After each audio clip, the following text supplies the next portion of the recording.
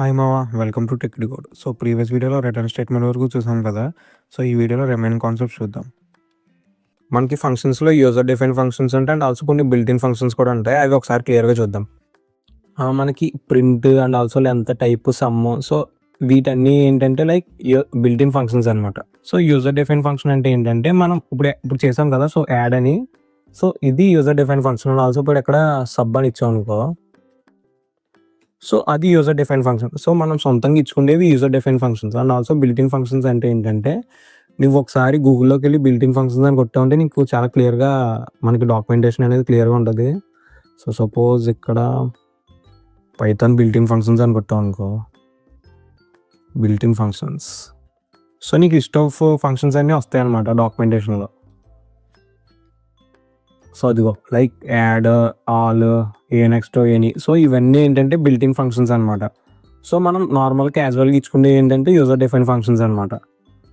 అది built in ఫంక్షన్‌కి and also user defined ఫంక్షన్‌కి డిఫరెన్స్ మావా. అండ్ ఆల్సో నెక్స్ట్ వచ్చేసి default argument. So, default argument అంటే ఏంటంటే నీకు ఫస్ట్‌లో చెప్పాను కదా! సో, ఆర్గ్యుమెంట్‌కి పారామీటర్‌కి డిఫరెన్స్. సో, మనం డిఫాల్ట్ ఆర్గ్యుమెంట్స్ కూడా ఇవ్వచ్చు అనమాట. లైక్ సో, సపోజ్ ఇక్కడ గ్రీట్ అని తీసుకొని సో, నేమ్ అని ఇచ్చాననుకో. సో, ఇది మనం సింగిల్ పారామీటర్ కదా! సో, వీటికి మనం డిఫాల్ట్ ఆర్గ్యుమెంట్స్ కూడా ఇవ్వచ్చు అనమాట. ఒకవేళ యూజర్ ఈ ఫంక్షన్ యూజ్ చేసినప్పుడు ఏ ఆర్గ్యుమెంట్ పాస్ చేయలేదనుకో, సో, ఈ డిఫాల్ట్ ఆర్గ్యుమెంట్ అనేది ప్రింట్ అవుతదనమాట. ఒకసారి లైక్ అవుట్‌పుట్ చూస్తే నీకు క్లియర్ అవుతది.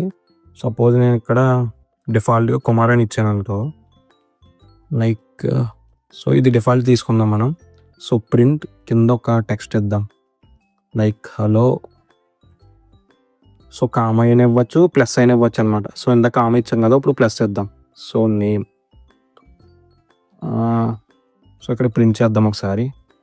So, greet. సో, ఇలా గ్రీట్ అని ఇచ్చానంటే లైక్ నేను ఏ వాల్యూ ఇవ్వలేదు కదా! లైక్ ఆర్గ్యుమెంట్స్ ఏమి ఇవ్వలేదు కదా నేను. సో, మనకి ఏం ప్రింట్ అవుతది? హలో కుమార్ అని ప్రింట్ అవుతదనమాట. ఒకసారి చూస్తే నీకు క్లియర్ అవుతది. సో, అదిగో హలో కుమార్ అని ప్రింట్ అయింది కదా! సపోజ్ నేను ఇక్కడ ఇంకో ఆర్గ్యుమెంట్ ఇచ్చాననుకో, లైక్ నాకు హలో అనిల్ అని ప్రింట్ అవ్వాలి. అలాంటప్పుడు ఇక్కడ అనిల్ అని ఇచ్చావనుకో, సో, కుమార్ బదులు ఈ అనిల్ అని ప్రింట్ అవుతదనమాట. సో, అనిల్ అని ఇస్తే ఒకసారి అవుట్‌పుట్ చూడండి క్లియర్ అవుతది. సో, అదిగో హలో అనిల్ అని ప్రింట్ అయింది. లైక్ సపోజ్ ఏదైనా వాల్యూకి డిఫాల్ట్ ఆర్గ్యుమెంట్ రన్ అవ్వాలన్నప్పుడు ఈ కాన్సెప్ట్ అనేది యూజ్ అవుతదనమాట. సో, నెక్స్ట్ వచ్చేసి నెక్స్టెడ్ ఫంక్షన్ మావా. సో, నెక్స్టెడ్ ఫంక్షన్ అంటే ఏంటంటే లైక్ ఒక ఫంక్షన్ లోపల ఇంకో ఫంక్షన్ అనమాట. ఒకసారి ఎగ్జాంపుల్ చెప్తాను చూడు. సో, నోట్స్‌లో ఉంది కదా! సో, ఈ ఎగ్జాంపుల్ ట్రై చేద్దాం ఒకసారి. ఓకేనా? సపోజ్ ఇక్కడ డెఫ్ అని తీసుకుందాం. Like square of square of N. ఒక పారామీటర్ పాస్ చేద్దాం ఎన్ అని. ఓకేనా? సో, ఇప్పుడు మనకి స్క్వేర్ అవ్వాలన్నమాట. సో, ఈ రెండు స్క్వేర్ అవ్వాలి. సో, దానికోసం రిటర్న్ ఎన్ స్టార్ ఎన్. సో, ఇప్పుడు ఏమవుతుంది? ఎన్ అనే పారామీటర్ స్క్వేర్ అవుతుంది కదా! సపోజ్ ఇక్కడ ఆల్సో ఇంకో ఫంక్షన్ రాద్దాం. So, deaf of like result. So, ఈ రిజల్ట్ అనేది మనకు లాస్ట్‌లో ప్రింట్ అవ్వాలన్నమాట. సపోజ్ ఇక్కడ ఇంకొక పారామీటర్ తీసుకుందాం. సో, ఎక్స్ అని. So, print square of so, wait. So, print square. So, already ఇక్కడ స్క్వేర్ అయిపోయింది కదా! సో, ఈ స్క్వేర్ అయిపోయింది. ఈ రిజల్ట్ స్టోర్ అవుతదనమాట. సో, ఆల్రెడీ స్క్వేర్ అయిన ఫంక్షన్‌లో మనకి ఆ నెంబర్ స్క్వేర్ అయిపోయింది కదా! సో, ఈ రిజల్ట్‌లో ఏమవుతదంటే ఆ నెంబర్ అనేది స్టోర్ అవుతదనమాట. సపోజ్ ఇక్కడ స్క్వేర్ అని ఇచ్చి లైక్ ఎక్స్ అని ఇచ్చాననుకో. సపోజ్ ఇక్కడ రిజల్ట్ అని తీసుకుని ఒక వాల్యూ తీసుకుందాం ఒకసారి. సో, సపోజ్ 5 అని తీసుకుందాం. అవుట్‌పుట్ చూద్దాం ఏమొస్తదో. సో, అదిగో 25 అని వచ్చింది కదా! మీ కోడ్ ఎక్స్‌ప్లెయిన్ చేస్తాను చూడు. సో, ఫస్ట్ 2 లైన్స్ ఏంటంటే మన స్క్వేర్ ఫంక్షన్ అనమాట. అది నార్మల్ ఫంక్షనే. అండ్ ఆల్సో ఈ సెకండ్ 2 లైన్స్ ఏంటంటే రిజల్ట్ అనే ఒక ఫంక్షన్ తీసుకున్నాం. సో, ఆ రిజల్ట్ అనే ఫంక్షన్‌లో మనం ఈ స్క్వేర్ ఫంక్షన్ అనేది యూజ్ చేసుకున్నాం అనమాట. ఓకేనా? సో, అది function like nested function. Like నువ్వు ఏ నెంబర్ అనేది తీసుకోవచ్చు ఇక్కడ. అండ్ ఆల్సో ఇక్కడ లైక్ ఏ కోడ్ అయినా పర్ఫామ్ చేయొచ్చు అనమాట. సపోజ్ ఇక్కడ నేను యాడ్ అని తీసుకున్నాను అనుకో. లైక్ ఏ కామా బి అని తీసుకున్నాను అనుకో. సపోజ్ ఇక్కడ ఏ ప్లస్ బి ఇక్కడ మనకి రిజల్ట్ ఏమవ్వాలంటే లైక్ ఒక 2 వాల్యూస్ అయితే తీసుకోవాలి ఇక్కడ.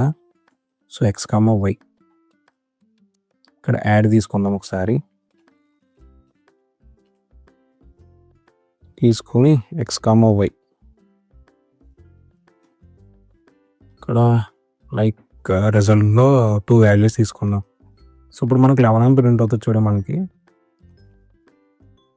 సో అది 11 అని ప్రింట్ అయింది. లైక్ ఏంటంటే ఇది యాడ్ ఫంక్షన్. సో ఈ యాడ్ ఫంక్షన్ ఈ రిజల్ట్ అనే ఫంక్షన్లో మనం యూజ్ చేసుకున్నాం అనమాట. ఓకేనా.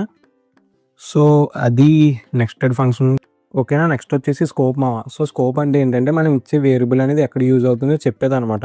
సో దీంట్లో 2 టైప్స్ ఉంటాయి. లైక్ ఏంటంటే లోకల్ అండ్ ఆల్సో ఇంకోటి గ్లోబల్. సో కోడ్ ఎక్స్ప్లెయిన్ చేస్తే అప్పుడు నీకు క్లియర్ అవుతుంది. ఓకేనా.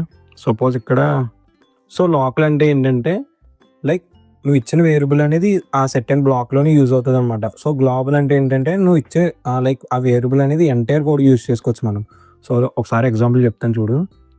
లైక్ ఒకసారి లోకల్గా ఎగ్జాంపుల్ చెప్తాను చూడు ఒకసారి.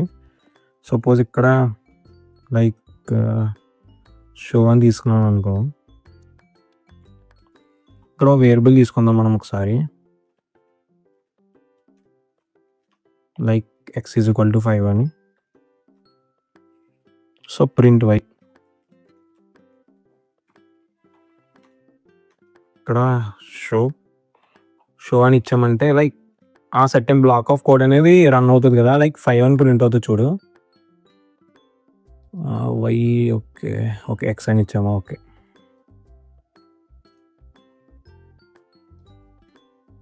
సో ఇదిగో 5 ప్రింట్ అయింది కదా.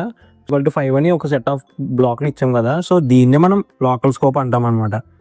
లైక్ ఏంటంటే అది ఇక్కడ తప్ప ఎక్కడా పనిచేయదు అనమాట మనకి. సపోజ్ నేను ఇక్కడ లైక్ ఈ బ్లాక్లో కాకుండా పైన ఇద్దాం ఒకసారి. సరే పైన ఇస్తాను చూడు. సపోజ్ ఇక్కడ ఎక్స్ ఈజ్ ఈక్వల్ టు 10 అని ఇచ్చాను అనుకో. సో దీన్ని గ్లోబల్ స్కోప్ అంటారనమాట.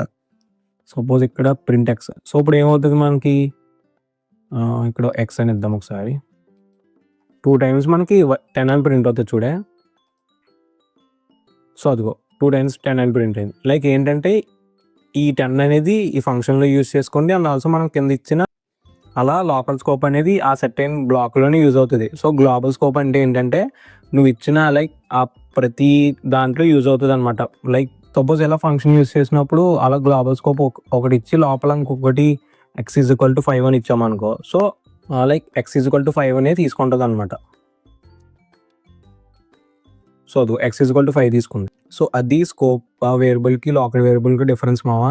అండ్ ఆల్సో కింద ప్రాక్టీస్ క్వశ్చన్స్ కూడా ఇచ్చా. సో అవి కూడా ఒకసారి ట్రై అవుట్ చేయి. ఓకేనా. సో వీడియో నచ్చితే లైక్ చేయమా.